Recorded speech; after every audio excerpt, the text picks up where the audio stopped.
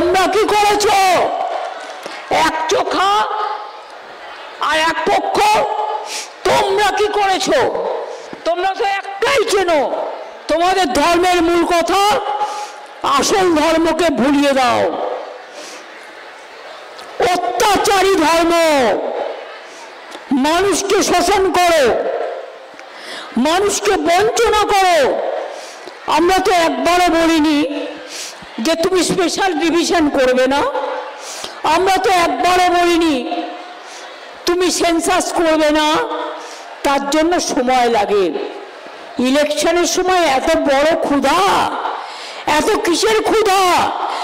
তোমরা জমিদার যোদ্ধার কোটি কোটি টাকা বানিয়েছো, একবারে নোটবন্দি আর এসআইআর এর নামে গণবন্দি, ভোটবন্দি। লজ্জা করে না?